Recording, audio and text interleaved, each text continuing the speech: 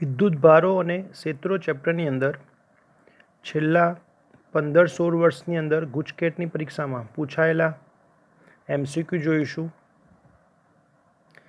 એમાં સૌ પ્રથમ E જેટલો વિજાતીય વિદ્યુતભાર ધરાવતા 8 ડાયપોલને એક સમઘનમાં મૂકેલ છે તો ઘનમાંથી બહાર આવતું કુલ ફ્લક્સ. મિત્રો, ફ્લક્સ ગણવા માટે ગૌસના નિયમને યાદ કરી શકાય, એટલે કે 5 = સિગ્મા Q/ε0. હવે સિગ્મા Q એટલે સમઘનમાં રહેલ કુલ વિદ્યુતભાર. રકમની અંદર વાત કરેલી કે 8 ડાયપોલ હોય, મતલબ એ થયો કે 8 પ્લસ અને 8 માઇનસ વિદ્યુતભાર. તો કુલ વિદ્યુતભાર ગણીશું તો એકબીજાને કેન્સલ કરે એટલે કુલ વિદ્યુતભાર 0 થયો. તો ગાઉસના નિયમ પરથી સિગ્મા Q = 0 મૂકીશું તો આ કેસમાં આવશે ફ્લક્સ 0. માટે કહી શકાય ડી જવાબ.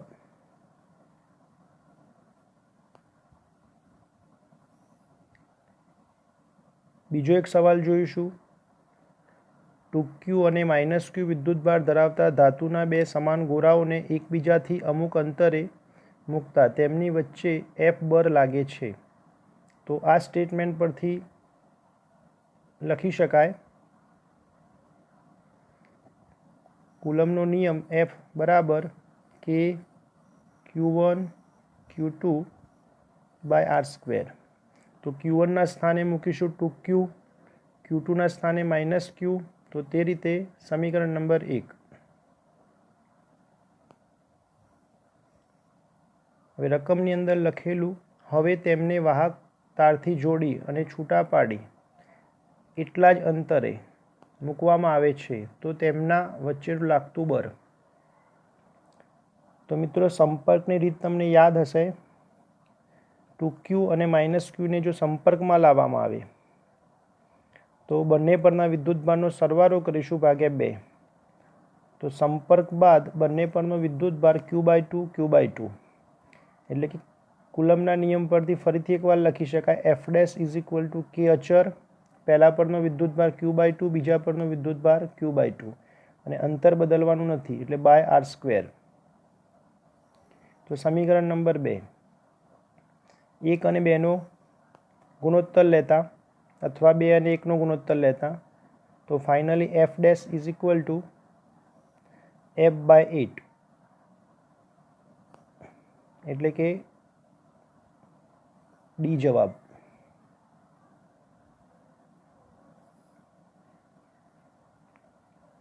ડી અંતરે રાખેલા બે વિદ્યુતભારો વચ્ચે હવાના માધ્યમના બદલે K જેટલો ડાઇલેક્ટ્રિક અચળાંક ધરાવતા માધ્યમને મૂકતા લાગતું આકર્ષણ બળ ખાલી જગ્યા. તો મિત્રો, કુલમનો નિયમ તમે ભણ્યા હશો એવી આશા રાખીએ. તો તેની અંદર લાસ્ટમાં એક ઇક્વેશન આવે F' = F/K. F' એટલે કે જ્યારે ડાઇલેક્ટ્રિક હોય ત્યારનું બળ અને F એટલે કે જ્યારે શૂન્યાવકાશ હોય ત્યારનું બળ. તો આને બે રીતે રજૂ કરી શકાય, 1/K ગણું અથવા તો જો K ઉપર જશે તો K ઇન્વર્સ, એટલે કે ડી ઓપ્શન સાચો રહેશે.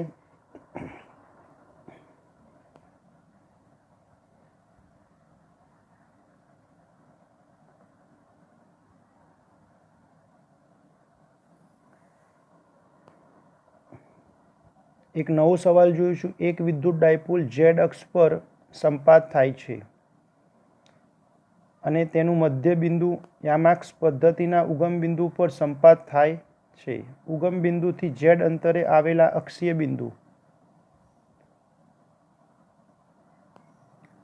બિંદુને અનુરૂપ વિદ્યુત ક્ષેત્ર સદિશ E of Z. તો અક્ષ પરના બિંદુએ વિદ્યુત ક્ષેત્ર ગણવા માટેનું સમીકરણ સદિશ E of Z = KP/Z³ × p².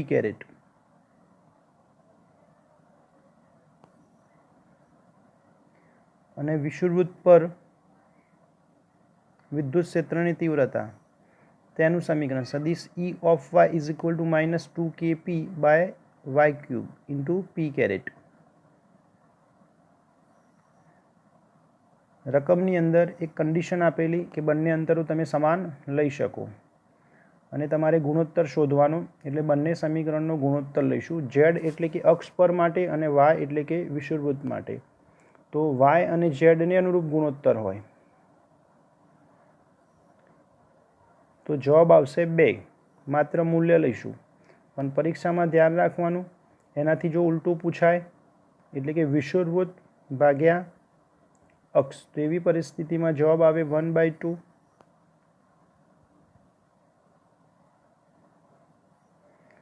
એટલે કે આ સવાલ પ્રમાણે જવાબ આવશે એ.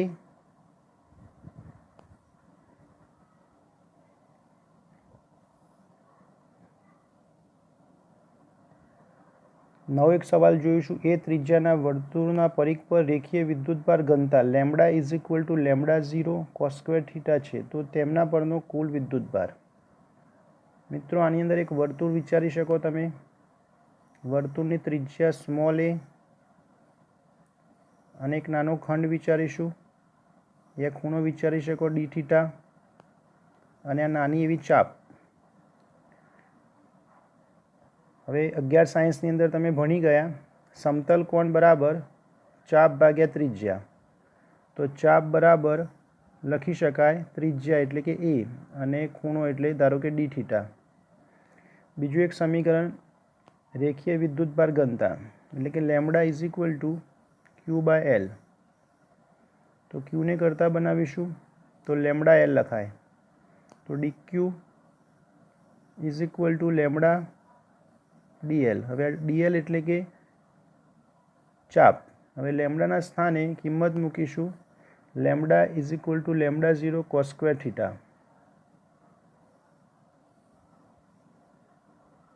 મિત્રો કુલ વિદ્યુતભાર શોધવા માટે સંકલન કરવું પડશે. Theta is equal to limit લઈશું 0 થી 2π, કારણ કે એક સર્કલ પૂરું થાય ત્યારે ખૂણો બને 2π. હવે ડીક્યુની કિંમત આ મૂકીશું અને આ લેમ્બડાના સ્થાને કિંમત આપેલી લેમ્બડા 0 કોસ સ્ક્વેર થીટા. બીજી એક બાબત કે આ જે પદ હોય એનું સંકલન કરવાનું હોતું નથી, તમને હિન્ટ આપેલી જ હશે. એટલે કે ઇઝ ઇક્વલ ટુ પાઈ. માગેલ જવાબ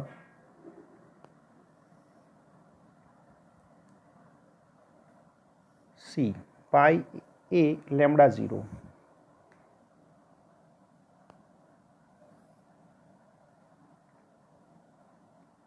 નિયમિત વિદ્યુત ક્ષેત્રમાં રાખેલ વિદ્યુત ડાયપોલ પર લાગતું ટોર્ક સદિશ પી અને સદિશ ઈ વચ્ચેના કેટલા ખૂણે મહત્તમ મળે.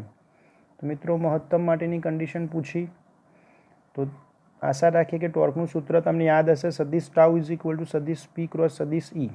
તો મૂલ્ય કંઈક આ પ્રમાણે લખી શકાય. ટાઉનું મૂલ્ય મહત્તમ જોઈતું હોય તો સાઇનની કિંમત 1 બનવી જોઈએ. સાઇનની કિંમત 1 ત્યારે બને થીટા બરાબર 90.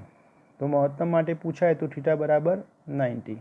અને જો શૂન્ય પૂછાય કે ટોર્ક શૂન્ય ક્યારે બને, મતલબ એક્સ્ટ્રા પોઈન્ટ વિચારીએ કે ટોર્ક 0 ક્યારે બને, તો તેવી પરિસ્થિતિમાં થીટા બરાબર 0 એંગલ વિચારવો પડે. એટલે આના 2 MCQ પણ વિચારી શકાય.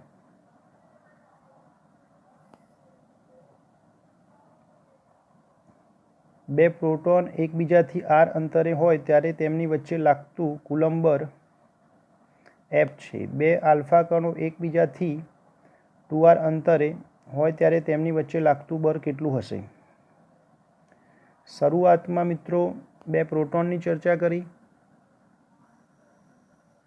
બે પ્રોટોન એટલે કે પહેલા પરનો વિદ્યુતભાર Q, બીજાનો પણ Q. તો કુલમના નિયમ પરથી લખી શકાય F બરાબર kq²/r². બીજા કેસમાં વાત કરી કે બે આલ્ફા કણ. આલ્ફા એટલે તમે સમજી શકતા હશો 2Hu4. તો Q બરાબર ZE પરથી લખી શકાય કે Z બરાબર 2. એટલે એક આલ્ફા કણ પરનો વિદ્યુતભાર 2Q, બીજા પર પણ 2Q, અને રકમમાં કીધું બંને વચ્ચેનું અંતર 2r. તો આ કન્ડિશનો કુલમના નિયમમાં મૂકીશું તો F' is equal two KQ1 એટલે કે 2Q, Q2 એટલે કે 2Q એટલે કે 2Q² લખાય, અને છેદમાં બંને અંતર 2r². તો સાદુરૂપ આપીશું તો કે Q²/R², એટલે કે એફ અને એફ ડેશને કમ્પેર કરીએ, બંનેની કિંમત સરખી આવી એટલે પછી પણ બન્યું F' બરાબર એફ. મતલબ એફ અને એફ ડેશ બંને સમીકરણો તમે ગુણોત્તર લો તો બી ચાલે, જેથી જવાબ આવશે એ.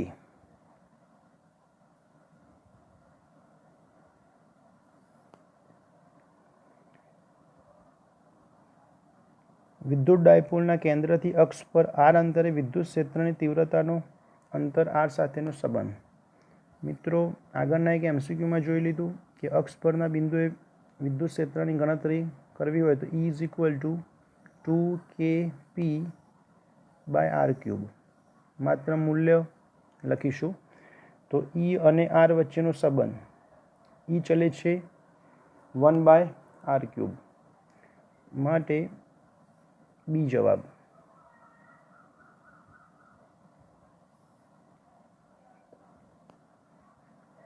એક ન્યૂટન પર કુલમનું વિદ્યુત ક્ષેત્ર વાય દિશામાં અસ્તિત્વમાં છે.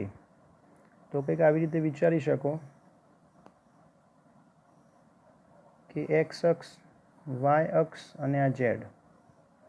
હવે વિદ્યુત ક્ષેત્ર વાય દિશામાં સદિશ ઈ અને એક્સ વાય સમતલ. હવે આ એક્સ અને વાય સમતલ એક વિચારીએ તો ફ્લક્સની ગણતરી. હવે સમતલ વિચાર્યું એક્સ વાયમાં, તો ક્ષેત્રફળ સદિશ સમતલને લંબ હોય એટલે કે સદિશ એસ. તો ફિગર પરથી જોઈ શકાય સદિશ ઈ અને સદિશ એસ વચ્ચેનો એંગલ થીટા બરાબર 90. તો ફ્લક્સનું સૂત્ર જાણીએ, ફાઈ બરાબર ES cos 90. cos 90ની વેલ્યુ થશે 0, માટે ફ્લક્સ 0.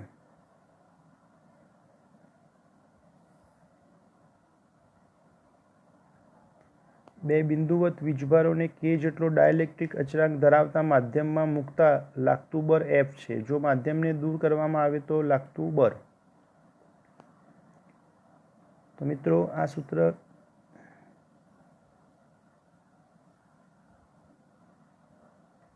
F=F'/k. એની અંદરથી આપણને સવાલ પૂછ્યો, આમાં કન્ડિશન ધારી શકો કે અત્યારે સિમ્બોલમાં થોડો ચેન્જ કરેલો આ ઓપ્શન પ્રમાણે, કે માધ્યમ હાજર હોય ત્યારે સિમ્બોલ F વિચારીશું આ રકમ પ્રમાણે, અને માધ્યમને દૂર કરીશું ત્યારનો સિમ્બોલ F'.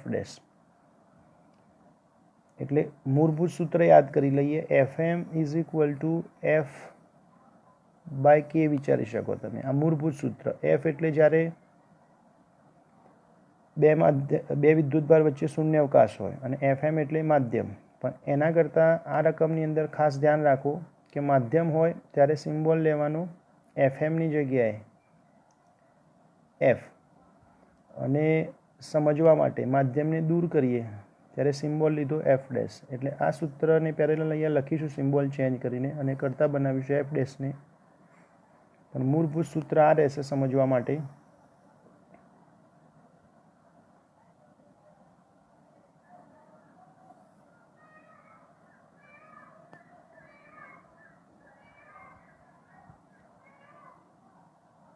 કાર્ટેજીય યામ પદ્ધતિના ઉગમ બિંદુ પર -q કુલમ 10⁻⁹ કુલમ જેટલો વિદ્યુતભાર મૂકેલો છે.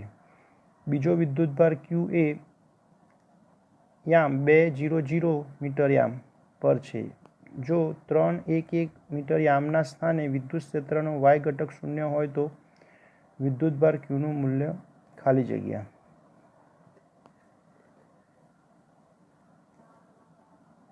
તો મિત્રો, આ ફિગર પ્રમાણે વિચારી શકાય કે ઉગમ બિંદુ પર 10⁻⁹ કુલમ વિદ્યુતભાર. હવે ધારો કે 311 યામ પર y ઘટક 0, તો ઉગમ બિંદુથી P સદિશ R1 અને Q થી P સદિશ R2. તો સદિશ R1 ગણવા માટેનું સૂત્ર કે 311 માંથી 00 બાદ કરીશું. ત્યારબાદ 311ને આ પ્રમાણે પણ લખી શકાય, પહેલો યામ હોય x, પછી y, પછી z. તો એની જગ્યાએ 3i caret plus j caret plus k caret, અને તેના મૂલ્ય માટે વર્ગ અને વર્ગમૂળ.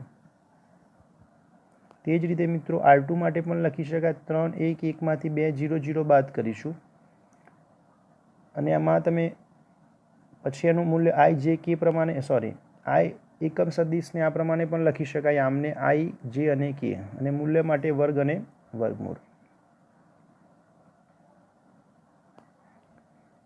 હવે બિંદુ P આગળ કુલ વિદ્યુત ક્ષેત્ર. હવે મિત્રો બે પ્રકારના વિદ્યુતભાર હતા. એક વિદ્યુતભાર ઉગમ બિંદુ પર હતો અને બીજો 2 0 0 પર હતો. તો બંનેના કારણે P બિંદુ પરનું વિદ્યુત ક્ષેત્ર એટલે KQ સદિશ R1 by R1 cube plus KQ સદિશ R2 બાય R2 ક્યુબ બધી કિંમતો એડ કરીશું. હવે ડાબી બાજુ જે સદિશ E લખેલો છે એના મિત્રો 3 ઘટકો વિચારી શકાય. EXI caret plus EY J caret plus EZ K caret. તો મિત્રો આ જગ્યાએ એ 3 ઘટકો લખી શકાય અને રકમમાં લખેલું કે EY ઘટક 0 EY ઘટક 0. તો સામે લખ્યા પછી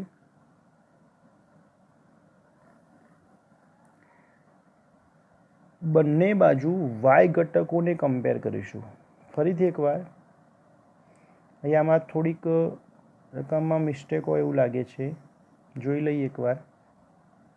રકમમાં કંઈક એવું લખેલું કે વિદ્યુત ક્ષેત્રનો y ઘટક 0 હોય તો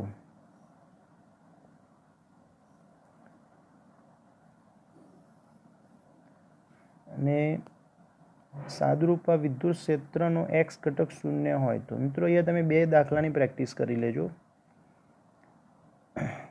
x ઘટક 0 હોય, x ઘટક 0 લઈને કામ કરવું હોય, જો કે અહીંયા ગલત લખેલું છે કે અહીંયા નીચે તો પાછો y ઘટક જ લીધો.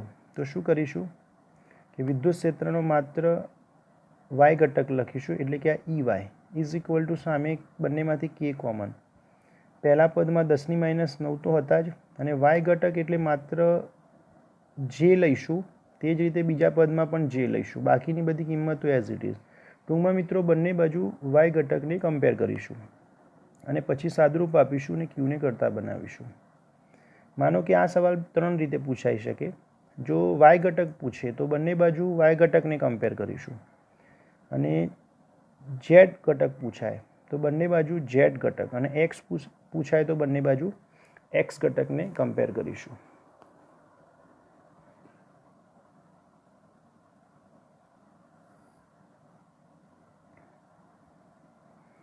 પ્લસ 16 માઇક્રોકુલમ અને માઇનસ 9 માઇક્રોકુલમના બે એટલે કે 16 માઇક્રોકુલમ અને માઇનસ 9 બે બિંદુઓ બંને વચ્ચેનું અંતર 10 એટલે કે આ 10 અંતર રાખેલા છે. માઇનસ 9 માઇક્રોકુલમના વીજભારથી ખાલી જગ્યા અંતરે આવેલા બિંદુ પાસે પરિણામી વિદ્યુત ક્ષેત્ર 0 બને. આ કન્ડિશન આપેલી. તો ધારી લઈએ x અંતર, ધારો કે P બિંદુ. તો વિદ્યુત ક્ષેત્ર બંનેના કારણે વિદ્યુત ક્ષેત્ર 0 ક્યારે બને? તો બંનેના કારણે P બિંદુ પર વિદ્યુત ક્ષેત્રની દિશા પરસ્પર વિરુદ્ધ થવી જોઈએ અને જે થશે -9ના કારણે ડાબી તરફ વિદ્યુત ક્ષેત્ર અને +16ના કારણે જમણી તરફ, એટલે વિદ્યુત ક્ષેત્ર પરસ્પર વિરુદ્ધ દિશામાં થયું. તો પછી એક કન્ડિશન જાતે વિચારી શકો કે બંનેનું મૂલ્ય સમાન હોવું જોઈએ તો જ 0 થાય, જેથી લખી શકાય સદિશ E1 ઇઝ ઇક્વલ ટુ સદિશ E2. એક સમીકરણ આપણે જાણીએ E is equal to KQ by R². તો એક સ્ટેપ નથી લખ્યું મિત્રો, બંનેને કમ્પેર કરીશું તો બંનેમાં જ્યારે k મૂકીશું તો k તો કટ થઈ જશે. Q1 એટલે કે 16ને Q1 માનીશું, ત્યાંથી P સુધીનું અંતર એટલે x plus 10 is equal two E2. E2 એટલે k તો નીકળી ગયો, Q2ના સ્થાને મૂકીશું 9 અને અંતર x. કહેવાનો મતલબ તમે આને Q1 માની લો અને આ બીજા વિદ્યુતભારને Q2 માની લો અને આ સમીકરણનો ઉપયોગ કરો, બંને બાજુ કિંમત મૂકી લો. ખાસ ધ્યાન રાખો Q1 થી P સુધીનું અંતર કેટલું? x પ્લસ 10 અને Q2 થી P સુધીનું અંતર કેટલું x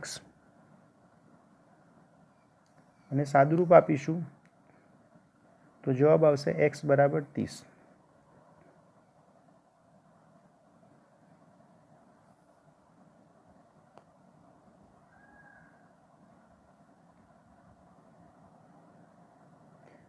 વિદ્યુત ક્ષેત્રની તીવ્રતાનું પારિમાણિક સૂત્ર, તો એ તો મિત્રો તમે બનાવી શકો E = F/Q પરથી. બળનું પારિમાણિક સૂત્ર m1L1T-2 અને વિદ્યુત ભારના પરિસ્થિતિને આધીન બે સિમ્બોલ હોઈ શકે Q બરાબર IT પરથી. તો માત્ર જો Qના પદમાં હોય તો A1 T1ની જગ્યાએ માત્ર Q લખી દઈશું. અત્યારે વિદ્યુત ભાર માટે એને લીધું A1 T1 કારણ કે વિદ્યુત પ્રવાહનું A1 અને સમયનું T1 અને કિંમત મૂકીને સોલ્વ કરીશું. ટૂંકમાં ફિઝિક્સ ભણતા હોઈએ તો દરેક રાશિના પારિમાણિક સૂત્ર બનાવતા આવડવા જોઈએ. અનંત લંબાઈના સુરેખ નિયમિત વિદ્યુત ભાર વિતરણવાળા તારથી 2 સેન્ટીમીટર જેટલા લંબ અંતરે ઉદ્ભવતું વિદ્યુત ક્ષેત્ર 3 × 10⁸ ન્યૂટન પર કુલમ છે. તો તાર પર વિદ્યુત ભારની રેખીય ઘનતા. તો મિત્રો ખૂબ ઇઝી સવાલ, સીધો સવાલ. આ પ્રમાણે સાદુરૂપ ન આપવું હોય તો સીધું E = λ/2π/ε0r. તો આની અંદર મિત્રો E આપેલો, R આપેલો, સીધો લેમ્ડાને કરતા બનાવીશું. ખાલી એકમો સેટ કરવાના રહેશે તમારે. આ સાદુરૂપમાં જોઈ શકાય કે 10⁻6 અને દૂર કરી એટલે એની જગ્યાએ લખ્યું માઇક્રો કુલમ પર મીટર. એટલે ઓપ્શન કેવી રીતે આપેલા છે તેના પરથી તમારે જવાબ સેટ કરવાનો રહેશે.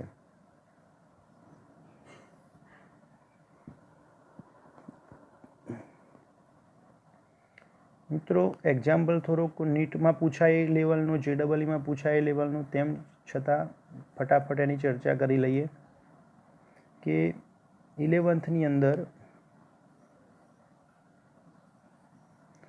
ગતિના નિયમો ચેપ્ટરની અંદર આ કોન્સેપ્ટ આવી ગયો ધારવાળો. ત્યાં તમે જોઈ લેજો, નહીં કરો તો ચાલશે આ સવાલ ગુજકેટ માટે.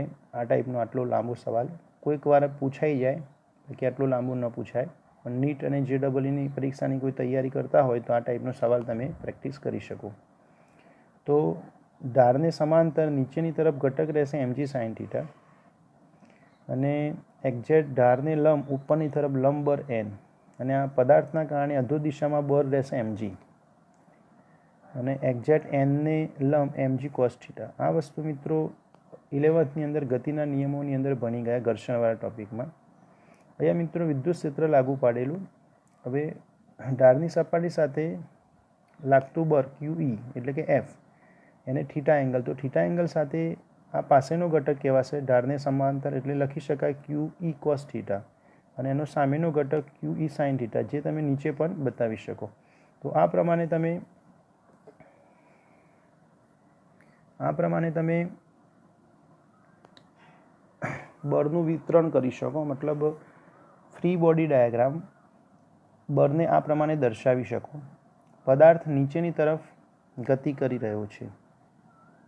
અહીંયા રકમમાં એક કન્ડિશન લખેલી ગબડવામાં આવે છે નીચેની તરફ. મતલબ એ થયો કે ઘર્ષણ બળ ઉપરની તરફ લાગી રહ્યું છે, ઉપરની તરફ.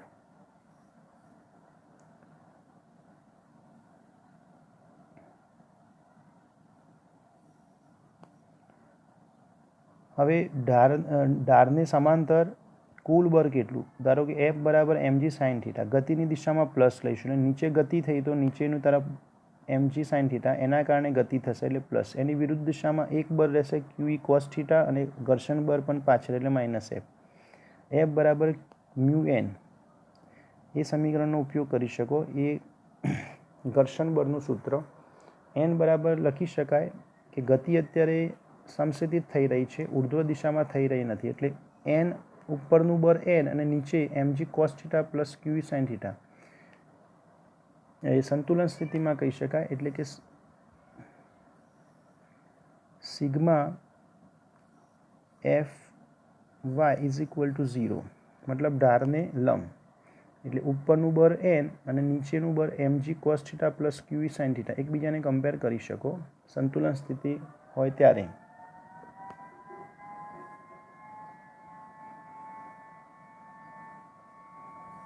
તો એ પરથી લખી શકાય n બરાબર mg cos થીટા પ્લસ ક્યુ સાઇન થીટા. બીજી એક બાબત, ન્યૂટનના બીજા નિયમ પરથી f બરાબર ma એટલે fની જગ્યાએ લખીશું ma અને સ્મોલ fની જગ્યાએ મ્યુ n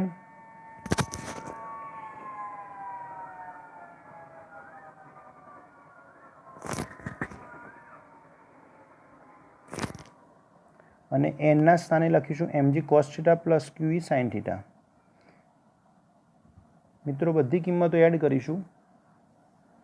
થોડુંક સાદું લાંબુ રહેશે, થોડી પ્રેક્ટિસ કરવી પડશે. ગુજકેટમાં તમે કેલ્સીનો ઉપયોગ કરી શકો અને સાદુરૂપ આપવાથી પ્રવેગ આવશે a ઇઝ ઇક્વલ ટુ 5.47 એ મિત્રો સમય શોધવાનો છે અને સમય કેટલા માટે શોધીશું કે જ્યારે ઢારની લંબાઈ તમને આપેલી 5.6 મીટર, તો ગતિના સમીકરણ એટલે નિયમિત પ્રવેગી માટે ગતિના સમીકરણો d બરાબર v0 t plus 1/2 at square. અહીંયા સમીકરણમાં જરાક ભૂલ છે, આવી રીતે લખી શકાય x is equal two v0 t plus 1/2 at square. બરાબર. તો આની અંદર પ્રારંભમાં વેગ એનો 0 હોય એટલે v0 બરાબર 0. એક્સના સ્થાને તમે ડી પણ સિમ્બોલ લખી શકો અથવા એક્સ પણ લખી શકો. ટીને કરતાં બનાવીશું તો ટી ઇઝ ઇક્વલ ટુ લખી શકાય 2d/a. કિંમતમાં મૂકીશું, સોલ્વ કરીશું. બરાબર. જવાબ આવશે 2 સેકન્ડ.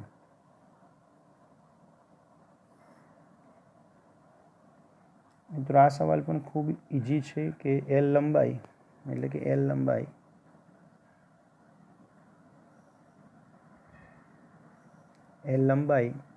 આ છેડા પર વિદ્યુતભાર ક્યુ, એલ લંબાઈ અને ક્યુ જેટલા સમાન વિદ્યુતભાર વિતરણ ધરાવતો એક પાતળા સળિયાના કોઈ એક છેડેથી આર અક્ષ પર આર અંતરે એટલે કે અક્ષ પર આર અંતર, એક છેડાથી આર અંતર એટલે કે આ વધારાનું અંતર આર, આ અંતર એલ અને તેવા કોઈ બિંદુ એટલે કે પી બિંદુ પર વિદ્યુત બળ ગણીશું. મિત્રો આ કેપિટલ ક્યુના કારણે પી બિંદુ પરનું વિદ્યુત ક્ષેત્ર, અથવા તમે ડાયરેક્ટ પણ ગણી શકો કુલમના નિયમ પરથી,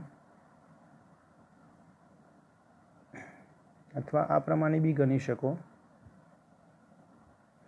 E ઇઝ ઇક્વલ ટુ કે ક્યુ વિદ્યુત ક્ષેત્રની વ્યાખ્યા પરથી E ઇઝ ઇક્વલ ટુ કે ક્યુ બાય આર સ્ક્વેર. તો આર કૌંસમાં આર પ્લસ એલ અને એક બીજું સમીકરણ એફ બરાબર ક્યુઈ અને ઉપરની કિંમત નીચે મૂકીશું. સીધો સવાલ.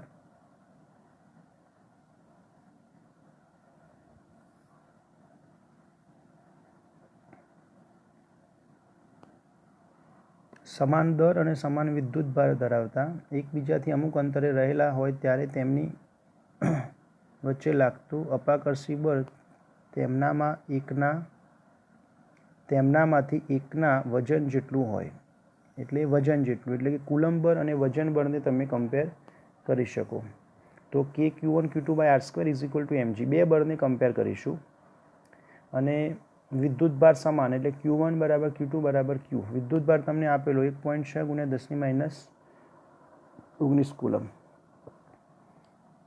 અને દર પણ આપેલું તમને 1.66 × 10⁻27 કિલોગ્રામ. બંનેને કમ્પેર કરીશું, આરને કરતાં બનાવીશું અને સાદુરૂપ આપીશું. સીધો સવાલ રહેશે.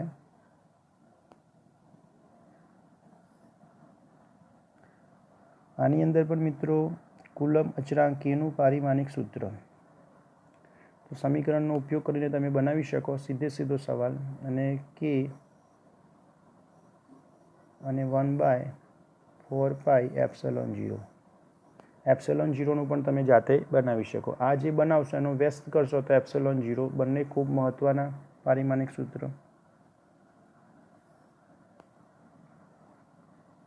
આ સવાલ પણ એનસીઆરટીની બુકની અંદર સ્વાધ્યાયના દાખલામાં આપેલું કે બે પ્લેટ પર જો વિદ્યુતભાર પ્લસ હોય એટલે બંનેની પૃષ્ઠ વિદ્યુતભાર ઘનતા સિગ્મા પ્લસ હોય તો સીધો સવાલ કે બે પ્લેટની વચ્ચે જો વિદ્યુત ક્ષેત્ર વિચારીએ તો પરસ્પર વિરુદ્ધ દિશામાં આવે, એકબીજાને કેન્સલ કરે તો વચ્ચેના ભાગમાં શૂન્ય થાય, જ્યારે બહારના ભાગમાં શૂન્ય થતું નથી. અહીંયા તમને અનુક્રમે એવું પૂછ્યું, સમતલોની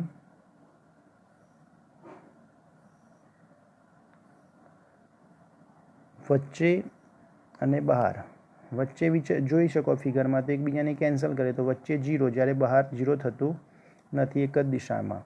એટલે બંને બાજુ કે ચાહે બીજી પ્લેટની બહાર કે પહેલી પ્લેટની બહાર એક જ દિશામાં, તેવા કેસમાં સરવાળો કરીશું sigma by 2ε0 plus sigma by 2ε0 એટલે સિગ્મા બાય ε0.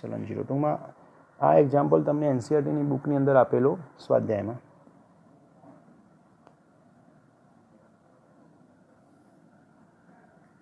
આ સવાલ પણ મિત્રો ગોસના નિયમથી તમે સોલ્વ કરી શકો કે પહેલી ફિગરની અંદર તમે જોઈ શકો પી ફિગરની અંદર કે બે માઇનસ ક્યુ અને એક પ્લસ ક્યુ.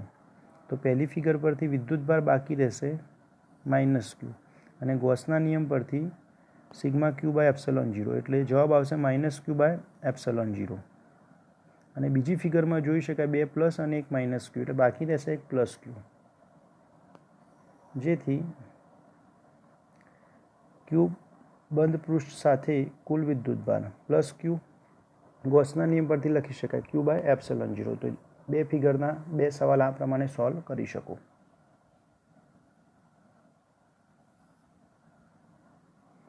સમાન મૂલ્યના 3 વિદ્યુતભારો ચોરસના 3 શિરોબિંદુ પર મૂકેલા છે. જો Q1 Q2 વચ્ચે લાગતું કુલંબ બળ F12 હોય અને Q2 અને Q3 વચ્ચે લાગતું કુલંબ બળ F13 હોય તો આ ગુણોત્તર શોધીશું. મિત્રો Q1 પર વિદ્યુતભાર કેટલો Q, Q2 પર કેટલો Q અને Q3 પર કેટલો Q. બીજી એક વસ્તુ, ચોરસ હોવાથી દરેક બાજુની લંબાઈ A અને A. ખાલી વિકર્ણની લંબાઈ શોધવા માટે પાયથાગોરસનો ઉપયોગ કરીશું. લંબાઈ થશે √2 × A. તો કુલમ્બના નિયમ પરથી કે 2 અને 3 વચ્ચે લાગતું બળ અને 1 અને 2 વચ્ચે લાગતું, અહીંયા જે પૂછ્યું એ પ્રમાણે 1 અને 3 અને 1 અને 2, તો 1 અને 3. અને બીજો એક કિસ્સો 1 અને 2, તો 1 2 વચ્ચે વિચારીશું તો અંતર આવે A એટલે કુલમ્બના નિયમ પરથી જ લખી શકાય F12 = kq²/² એટલે જ્યારે 1 અને 3ની વાત કરીશું ત્યારે ડિસ્ટન્સ આવે √2a પણ એનો વર્ગ થાય એટલે ટૂંકમાં લખાય F13 = kq²/2a² અને ગુણોત્તર લઈશું એટલે જવાબ આવશે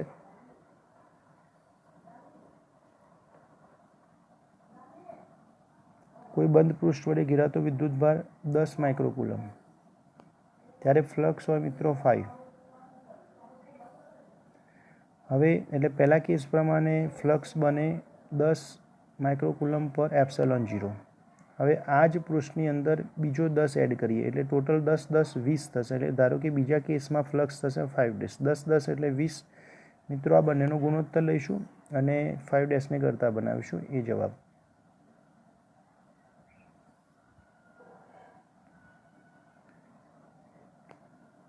મિત્રો આ સવાલને બી સોલ્વ કરવા માટે સીધું સૂત્ર આગળ વાત થઈ ગઈ એ પ્રમાણે યાદ કરી શકો. Fm = F/K. શૂન્યાવકાશમાં એકબીજાથી અમુક અંતરે મૂકેલા બે બિંદુવત વિદ્યુતભારો વચ્ચે ઉદ્ભવતું બળ 16 એટલે કે F = 16. F = 16/K. 8 જેટલો ડાયઇલેક્ટ્રિક અચળાંક એટલે કે ડાયઇલેક્ટ્રિક અચળાંક મૂકીશું 8. તો K ના સ્થાને મિત્રો ફરીથી એકવાર મિત્રો Fm = F/K. તો F બરાબર મિત્રો તમને આપેલા 16, જ્યારે શૂન્યાવકાશ હોય ત્યારે બળ 16 અને ડાયઇલેક્ટ્રિક આપેલો તમને 8, તો 16/8 એટલે જવાબ આવશે 2. મતલબ MCQની પરીક્ષા હોય તો તમે સીધો અહીંયાથી બી સ્ટાર્ટ કરી શકો, બધું અલગથી લખવાની કોઈ જરૂર નથી. મિત્રો, આ બધા સવાલો તમને નીટની પરીક્ષામાં બી ઉપયોગી બને, જેની પરીક્ષામાં બી ઉપયોગી બને, પણ ખાસ આજનો મહત્ત્વનો હેતુ એ હતો કે તમને બોર્ડની પરીક્ષામાં પણ આ ટાઈપના MCQ તમે ઉપયોગમાં લઈ શકો. પણ ખાસ હેતુ એ હતો કે છેલ્લા ઘણા વર્ષોમાં ગુજકેટની પરીક્ષામાં કેવા સવાલો પૂછાયેલા તેની ચર્ચા કરી.